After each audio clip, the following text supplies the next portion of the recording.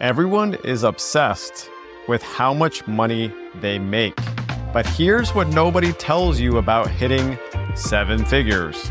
And any listeners of my podcast or those that follow me on LinkedIn and read my weekly newsletter briefing know the number alone does not matter.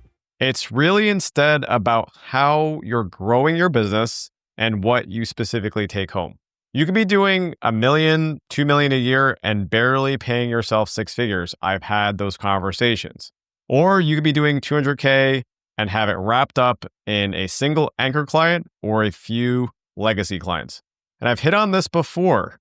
In episode 5, the 100K trap, I talked about chasing the wrong number and how that can backfire. And in episode 3, where I shared how I've consistently hit 7 figures without a single employee. But today, we're doing things a little different. Until now, in this very new podcast, I've only done solo episodes. This time, I'm bringing you a behind-the-scenes listen to an interview I did recently. And I almost didn't share this publicly because a lot of people would charge for this. It feels more like a mentoring session than an actual interview. Here's what surprised me. We hit a huge point right out of the gate. What a system really is and why it's not about tools or AI. From there, we get into social selling, what I call offer magnets versus lead magnets, and why neither AI nor employees were what got me to 7 figures.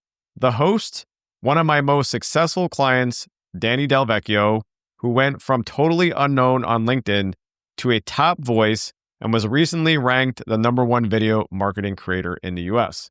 2 years ago, he wasn't even sure he wanted to do video. And his story reminds me of people like Nick Brokema, another client who went from unknown to over 75,000 followers and now gets hundreds of reactions per post. Both got their growth after we dialed in their offers and their differentiated positioning. So with that, here's our full conversation, a behind the scenes of what it's actually like to be a $1 million a year solopreneur who grows without hiring. You can build 7-figure businesses without one employee or even a VA. How? I think we're living in a fun time for sure. I think that's part of it. You know, I don't know how far back you want me to go, but I was trying to push forward a lot of the thinking today before everyone understood that remote was a thing. And remote's part of that for sure. But I think even beyond, someone will just jump straight to AI, right? We're just going to go right into it, right? Like even before going into that's AI. the idea. Just hit it hard right off like the bat. even before going into AI, like I got to 7 figures without having AI, right? And the way that I did it in the past was very much thinking about systems first. I have a systems mind. A lot of people today know me for sales and marketing, but it really was more of being a product mind and thinking in systems. And the way that I eventually got good at marketing was because I became good at sales. So to me, it's really a focus on systems from marketing, sales, and client delivery. And a lot of people will think about it, a system maybe in one of those, more on the back end than really anything else. So for me, it's having a repeatable way to get those clients. It's having a consistent way to get those sales. And then on the back end, it's not always saying I'm going to get paid because I do more things and because I have more widgets. That's what becomes, I call the hungry dragon of more people, more clients, more people, more clients. And I'm not opposed to hiring either. Like we can go into that. I had a whole team, but I just think that people immediately try to solve a lot of growth challenges with people. They throw bodies at it.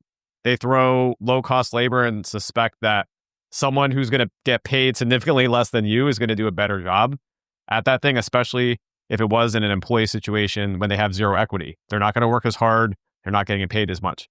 So the first part for me are systems. And you know, because you've talked with me for a little bit, that I have systems for things like offers. I have systems for things like sales.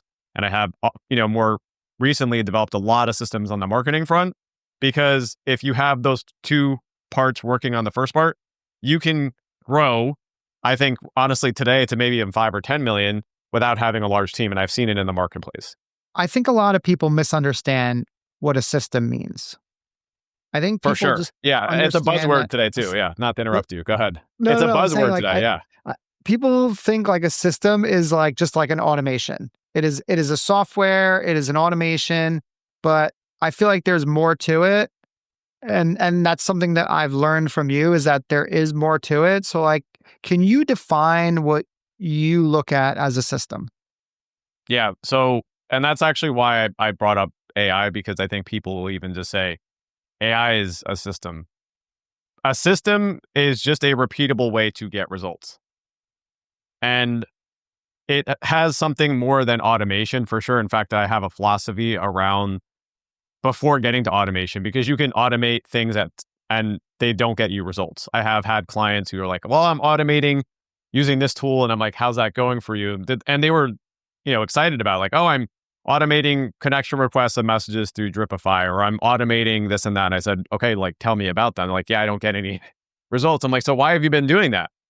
So for me, the system is the repeatable way to get results. And it's more than, a snippet. It's more, when I say like a snippet, like it's not a copy and paste. That's not a system. It's a way to put together a bunch of things that have worked well manually, and then having those things work in a certain way without it being automation. At some point, you want to automate that, but you have to earn the right to automate that. So I don't want to make a long answer here. Like, that's the simplest way to define a system, is something that can get you repeatable results. It doesn't have to include technology, but obviously today technology is a big part of that. Low code, no code tools, Zapier, Make are out there.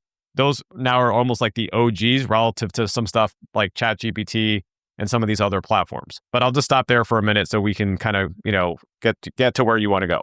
Give me an example of a system that you have in your business or a system that you've installed in a client's business, and just kind of like walk me through the steps and like why it works. Yeah. And let's use one of my more popular systems, right? Just to like help make it more real for people.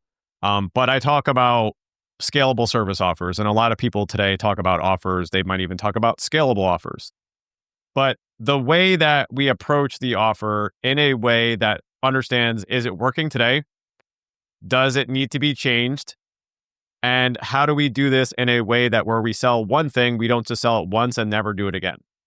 And that's actually what happens with a lot of people. Like, I can tell you a bunch of examples come to my head when someone's like, I just closed this thing, and then I'm talking to them and they're off doing like a whole different thing. And I'm like, why did you not go do this thing that we just did for that one client? Like, you should go to the well on that again and again and again. And I'm going to get more tactical, but just to say like this way, I have a lot of wells that I've basically gotten to be empty to the point that they're dry. And then I will stay in that one well until it's no longer producing for me. So the idea of that also is that maybe just a little bit of a discipline to say, like, we're going to keep doing that thing over and over again until we actually don't get results. But that's part of what the beauty of a system is it shows you what's working and what's not working. So going from the offer standpoint, right? A lot of people think about offers and they say offers are about sales. They think about it only in the sales conversation, but actually what the offer is we first look at who is the person that we're trying to target and how do we attract those people to the offer. The offer actually is the bait. I'm big on metaphors. I think they reinforce the way that people understand things. So a lot of people will say a social hook, but they don't have the right bait on that hook to pull someone into a social post, as an example. So in this system that we're talking about here, the scalable service offers, we're going to look at our laser targeting, which is like a much more precise way of targeting. We're going to define a way of thinking about that client. I call it a lighthouse client. Simple way to describe it for today, because we can't get into all of it, is replicating your best client of all time. Then we need to think about our differentiated positioning. What is the blue ocean service? I'm a big fan of blue ocean strategy, right? Developed it for service providers. And then we finally can get into thinking about our offer, which is our offer portfolio, to expand the surface area to get a yes. And then we have a way to close that. And you're like, oh my gosh, dude, you're going way too fast. We're just getting to the conversation. But do you see why that's a system? Because first of all, it's right there in my brain. And I literally could walk someone through this right now and help them define some of how to go do this today. And it's going to show you what is or is not working. For example, let's say we're working together, and then all of a sudden you got people into the process of actually trying to close, and we couldn't close. We don't have to go all the way back to the part of trying to track them into the funnel. We have to go to the part where it's not working. And a lot of people don't think about it in that kind of disciplined way. They'll just they'll change their hooks, they'll change their marketing, they'll change who they're targeting when they actually don't go precisely to the part of the system that actually is broken. So that's just one example, but notice that it gives us visibility into what is or is not working.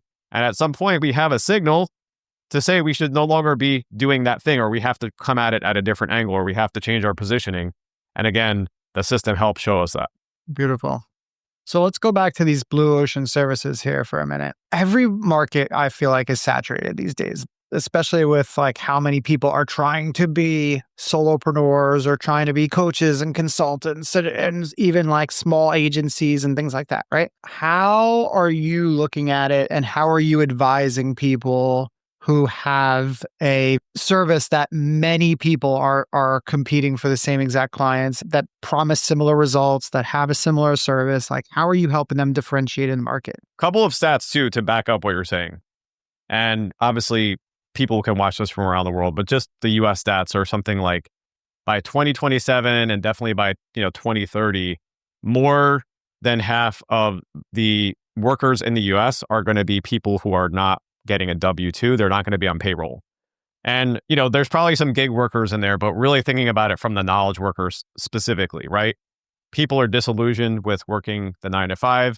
They go back and get a job. They get fired again.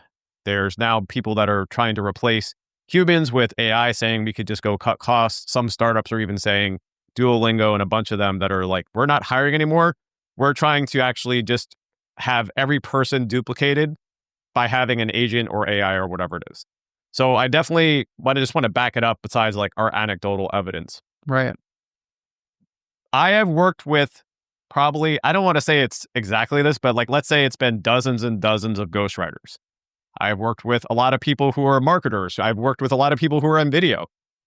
And I can tell you, having worked with almost, and including all the top ones, we won't name drop. I want my episode to stand on its own terms, right? But people can go look, and I worked with all the top names.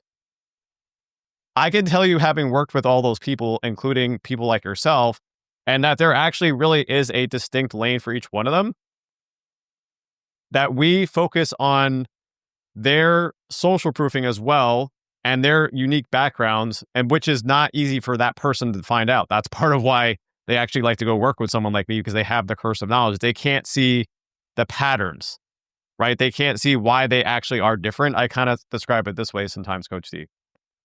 I'll be the mirror that shows you the parts of the room that you can't see. But when we talk about blue ocean services, and I give credit to the blue ocean strategy, but again, I look at it from the angle of, they did some really cool case studies on, wine brands, Southwest Airlines and all these kind of different things, and how they arrived at their blue ocean services or their blue ocean strategy. For our market, which is different than that, we're not at a global scale. I think the social proofing aspect and your place that you came out of is the best way to get into that lane. And if you could do this, I want everyone to listen to this part. And I know we're going around a little bit, but it's a big thing. It is almost the thing, right? It's almost the thing that actually is going to help people be successful. Can you sell to your former self? Right? Can you sell to the former Coach D? In my case, I absolutely am, because I scaled my agency to, $5 million a year, then was part of a global agency that was way bigger than that, went through an exit process. And that gives me knowledge into who I'm selling to more than anything that ChatGPT can ever tell me.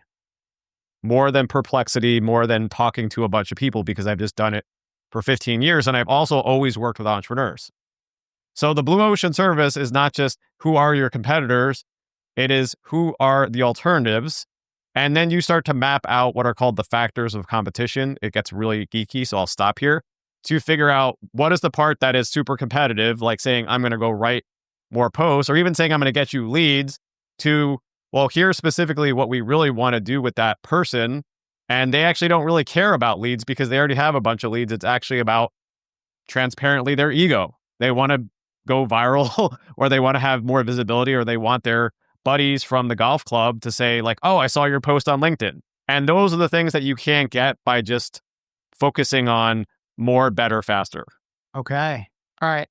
I don't have any thoughts to share on that though. No, you obviously with like the speed of everything of like business changing with AI and all this stuff. What is something that you've changed your mind about in the last, 1 to 2 years as far as like, something that you used to find was effective that doesn't really Yeah. work anymore? I will tell you this, it's a little bit scary how much is not being effective and how fast it's not being effective. You probably are seeing the same thing in your business. But I just to give you a little example, I've been talking about for the last couple years this idea of being a 2030 company. And the idea was like, can you survive to be a 2030 company? Like, what are the things that you need in your business to actually make it to then?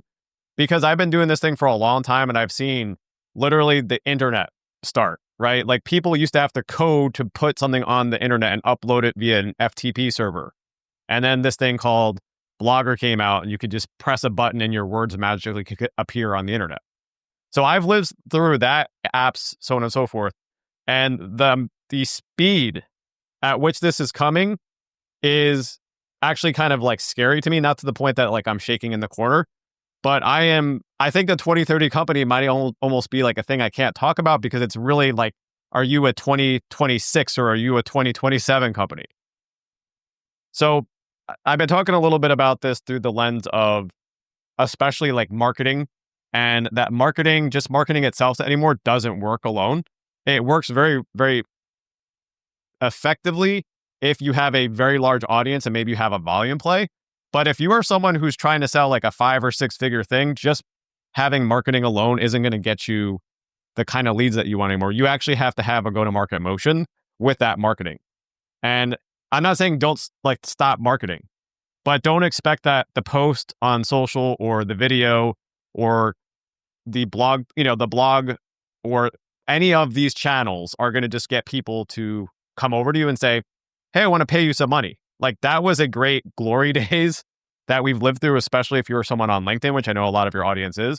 A couple of years ago, I would post something and get 500 to 1,000 reactions, right? Like today, I'm getting less visibility than when I had 2,000 connections and I have 31,000 followers.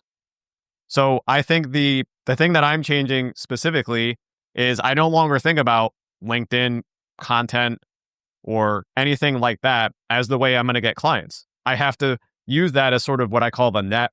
It's out there. Maybe it's getting someone that's interested, but a lot of the fish are just flowing past the net or there's holes in the net because of these other macro factors.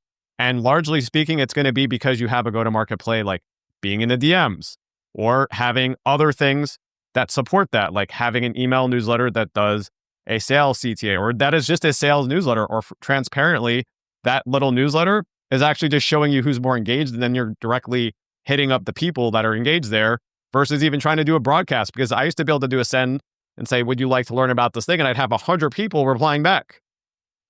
And no one does that anymore. It's just gone.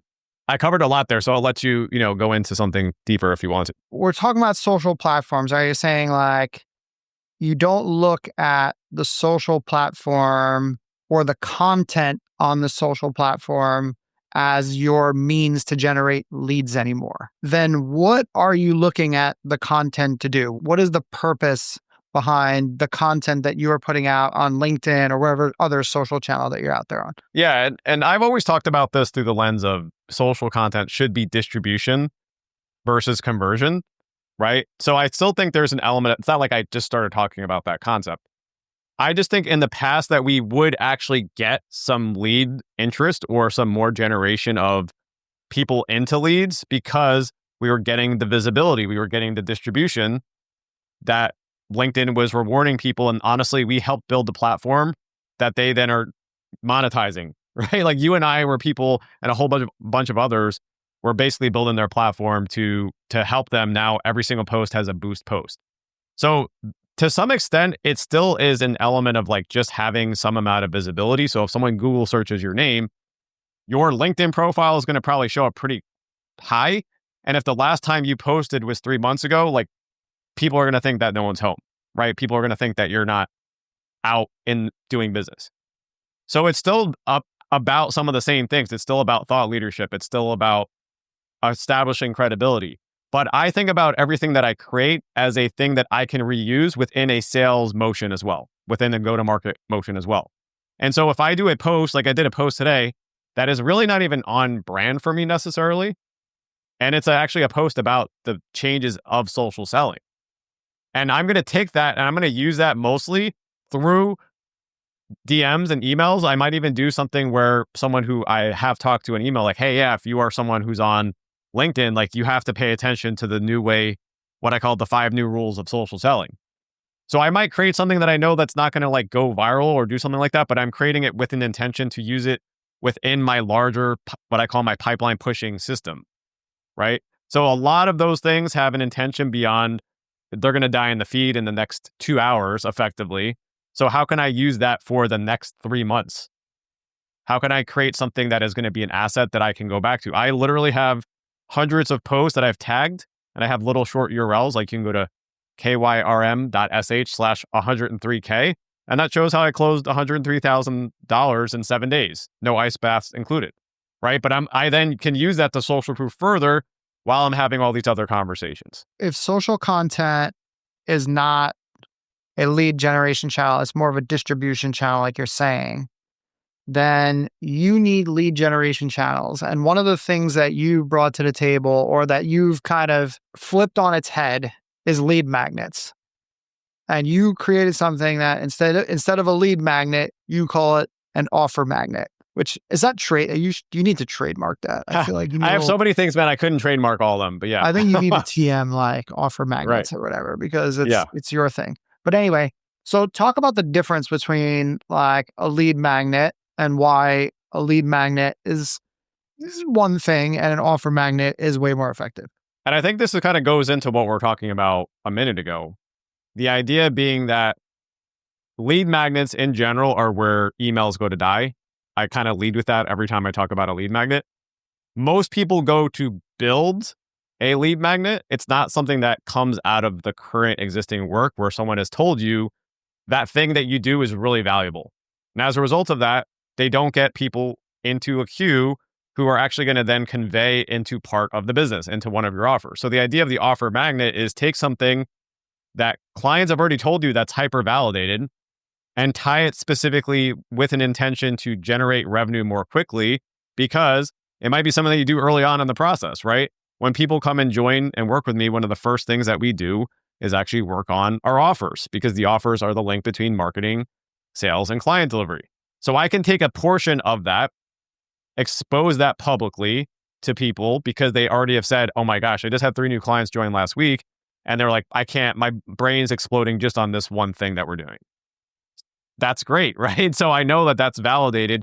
I can take that out to the market and then use that to start generating sales conversations. But you have to have a process in place going back to systems. And I did this manually, by the way. Someone would buy an offer magnet and I would manually follow up and say, hey, Coach D, what is it that you're trying to do with this thing? Or what are you trying to solve right now? And people that buy from you, even in a $29 thing, it's not a course, right? Courses today really don't work as well.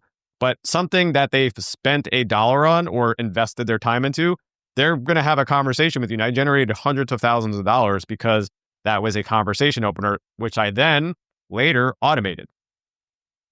So the idea of the offer magnet is to start those sales conversations more quickly. Today, I'll just end on this. These viral lead magnets are prolific. Like I just wrote about this as well. Like every other post is a viral lead magnet. You comment for something and they just basically attract information hoarders, competitors, non-buyers. And you could obviously sort through all those things to find the nugget. Why not just actually focus on building something and only giving it to people that really are what I call the lighthouse clients, and then having a much more valid conversation that's going to lead to sales more quickly. Yeah, that's true. It is like, it's amazing how many posts you go see. It's like, comment the word this and comment the word this and comment the word this. Yeah, I did that years ago, which is funny because it was like, all things old become new again. But the way that they're doing it today is really, I think, indicative of like, I didn't mean to interrupt you, by the way, but I just like, it's indicative of the place of where people are trying to understand. Like a lot of it is related to AI, right? A lot of it's related to these elaborate systems like, oh, I build an agent that replaces 27 team members and they show like all the employees being essentially AI agents. People are interested in it, but they're also not going to act on that information because they have zero barrier to entry.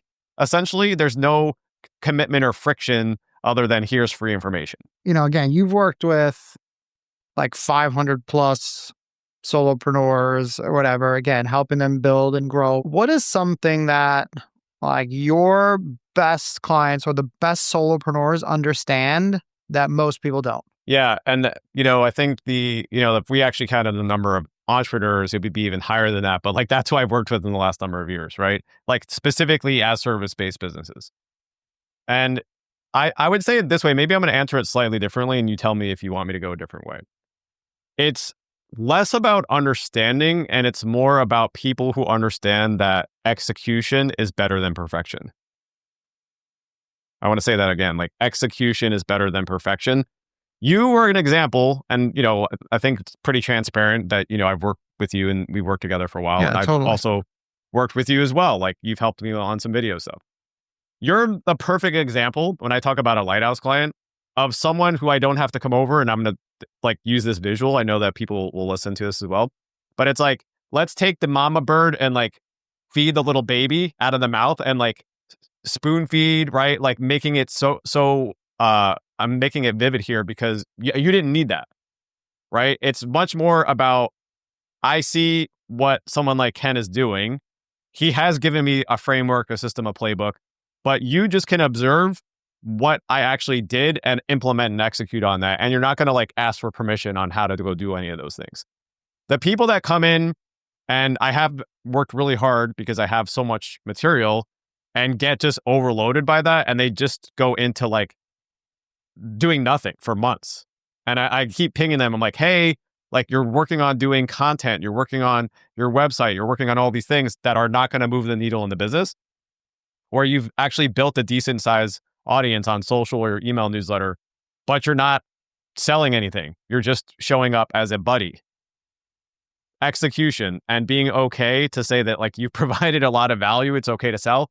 It's not salesy to say, I provided all this stuff and I'm here to do business. So I think the biggest thing, man, is like actually just going to work. I tell people, if you come in, you can literally get results. I had some very large names. Again, they're all on my social profile that weren't doing well. But no, people didn't even know who they were. And we did the work. And within 5 days, they closed 4 deals, or they went out and closed a $320K deal because they just went out and did the work versus worrying about it being overly perfect. Going back to when you were working in your agency and you were building apps and you still had a big team that you were running, right? So, you worked with some big companies like, I know like Toyota and Levi's like stick out in my mind as like ones that you've mentioned before, right? What is something that you learned from working with those type of companies that you pass down to the solopreneurs that you're working with right now to help them close more? Yeah. And I think this is like a big difference of, I get compared to a lot of what I'll just call gurus or business coaches or influencers because I have a decent sized audience. I know how to talk on camera and all those things. The big difference is that I've actually sold $200,000, $500,000, $1 million deals. And I've been in the room with the VPs of these Fortune 500 companies who are used to having everything their way.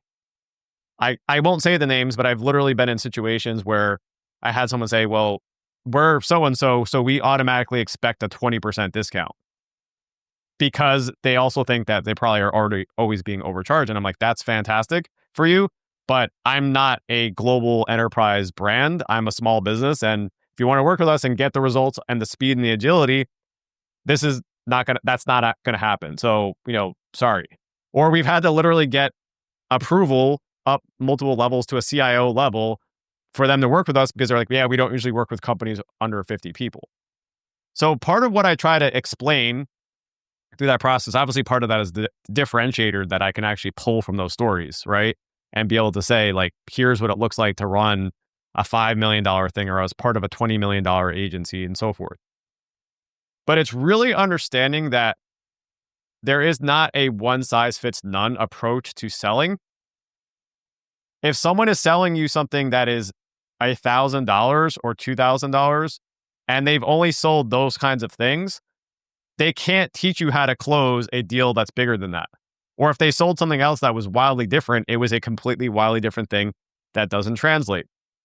So what I really help them understand is, what specific client are you trying to sell to? Where are you right now? And I will show you the specific system and steps that are only applicable to you. Remember when you first started working with me, what you were doing then is very different than what you're doing now. What someone who actually has a team that supports them, not saying they have to like be employees, is very different than someone that actually is just an advisor. If someone is selling a 5-figure thing, then we don't have to worry about a complex sales process that is for 6 figures. And I have solopreneurs or solo consultants or advisors who are legitimately doing 6-figure deals, and they're closing that kind of deal in a month. And that's like one of their big deals for the year, but they closed 2 or 3 of those and they're at $1 million themselves. So that is the big thing of like helping people understand that even for me, I had those bigger clients, and then I also had startups that moved a lot faster, and they were just different sales approaches. What is something that you see right now with like the clients that you're working with that is like super overhyped, and they look at it as like, this is something that's going to work, but it's really more of a distraction? And like, I'm sure you get this from a lot of people, like including myself.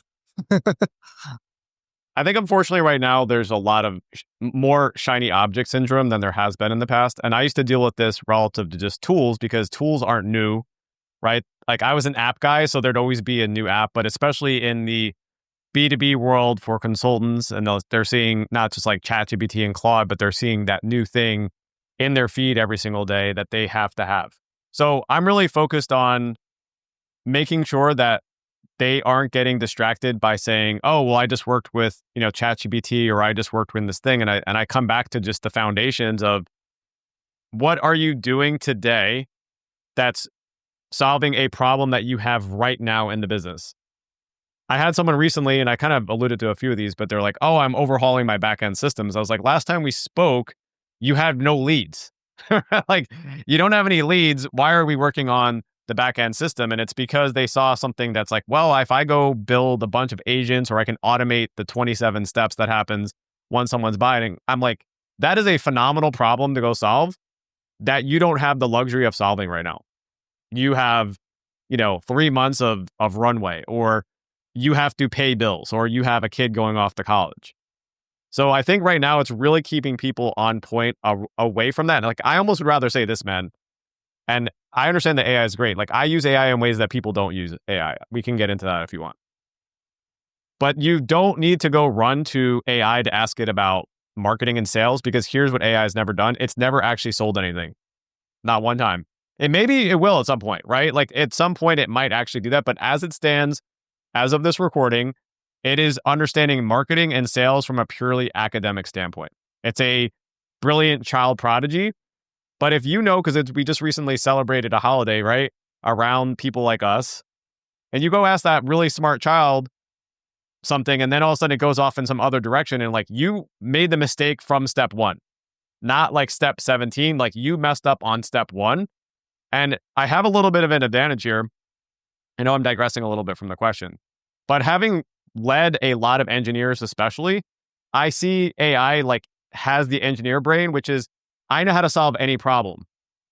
But unfortunately, they try to go solve that problem in a way that doesn't make sense because they're so smart. I'm like, you tried to go through this wall with a sledgehammer, but this other door is open. Like, why didn't we step through that door? And that's the kind of conversation that I'm having often with ChatGPT. And I'm like, why did you think about this way? And I want it to get smarter. So I actually try to educate it first. And then it's like, oh, that's on brand for you, KY. Like, I'm sorry, you're right. We shouldn't have done it this way. So I'm digressing from the conversation over the question. Well, all right. So you're digressing, but like, you're going in a good direction here. And like, I am definitely interested to hear what you're doing with AI that nobody else is doing. Well, and like, it sounds conceited for people that don't know me. But also, like, there are some prompts that you can ask AI, and you can say like, hey, I want you to rate me based on the market, how I work with you, so on and so forth. And don't just tell me things I want to hear. And I'm in the top 1% according to that, because I'm actually building end-to-end systems and I'm troubleshooting ChatGPT and Claude. So beyond some like things that people have probably read about and seen in their feed, but I have some of those things. Like I legitimately can take a transcript and have a perfect newsletter written now, like a perfect newsletter that needs a few changes. It took a lot of work to get there and it took iteration, but that's part of what people don't do. Like I set up projects. Projects aren't unique to me, but I have a set of projects. Some of them are about writing app scripts for Google Sheets. Some of them are about business help. Some of them are about giving it project knowledge, especially in Claude, you can load up project knowledge. So I have a lot of things that I know I would have to have paid someone, and I know that you have paid people to do some of these things that legitimately sounds more like me. You probably don't even know that I've been using that. You probably just thought like this sounds like KY because I've worked so long and hard that it's literally just me. So there's some things on that side. The end-to-end systems though, I'm getting to a spot where I have some of these app scripts, for example, simple things. Let's say you and I we're connected on LinkedIn, but I have never sold to you before. And let's say we have, and this happens, you know this because we both have okay size audiences. There's 173 people of shared connections. That's a lot. Something that immediately translate authority and credibility to you is what? Your actual people that were shared connections that were clients. I now have things that I wrote with ChatGPT, Claude, that immediately can highlight my 5 customers out of the 127 shared connections, right? It's a tool that I built. Like I haven't sold it or automated it. It's just my tool. But it's another example that when I'm going through and I'm like, oh, this person looks interesting. I used to go through and manually look at like, who are the people that I might want to mention? And if they're a person like you, I'm going to prioritize them over a person that was a past client, even though I have big names, because I don't talk to them as often. Just a bunch of things like that in my back pocket, right? That it's essentially what I call the fleet of me. And at some point I could even get a VA. I have a person that actually just helps me with some very, very basic things more recently. And like, I'm talking about like super basic things, but they're really good and attentive to detail. And I'm like, hey, could you just do this one thing for me? It's a data thing. And they just go do it. Right. But I could even give all of that tooling to a person like that and have them go use that. And that's like basically having me in their back pocket without ever talking to me. So I do think that there is a place very soon that could take you, and I'm probably not going to try to get there just based on where I am with my kids and so forth. We can talk about that, where there's someone that's running a $5 or $10 million thing with almost no people, right? Like it's actually a bunch of copies of them and like some lightweight help. So if somebody wants to get to that point where they can have a $5 or $10 million thing without a giant team of people, we're going to close right here. So if you had to leave them with one piece of advice to help them get there, what would it be? Despite all of what we just talked about, and I know we went in a few different places, I still would come back to just a very foundational element, which is that if you can get that lighthouse client that I call, that separates just from an ICP and get it so specific, it doesn't have to be vertical specific, right? Like I've worked on making it very horizontal, but I think when you get that client that's willing to pay you for expertise, pay you for advice, pay you for not doing more things, I believe that that is the foundation for getting to whatever number you need to get to. The reason why that I am very scalable right now is because I have scalability in my marketing, I have scalability in my sales, and I have scalability in my backend. The scalability that I have on my backend now is bigger than what I had before. I don't want to make a long answer here for you, but I would just say like I have a whole training and system on this called Why a Lighthouse Client is Key to Scale and Grow in Your Business. And that would be what I would just say. Like, I don't care about all that other stuff. It's noise if you don't nail this one thing. Love it. And just tell people where they can find you, Ken. Yeah, I think the best place to go check out would be trs.club/blueprint because my name is a mouthful. I'm sure you'll link it up for things, but that will give you the way to get my philosophy here spelled out. Like you can read through it. You also can connect from that spot to social. And I do have a pretty big audience on LinkedIn and have a YouTube following. And I do have a podcast. By the time this will go live, the podcast will be out there as well.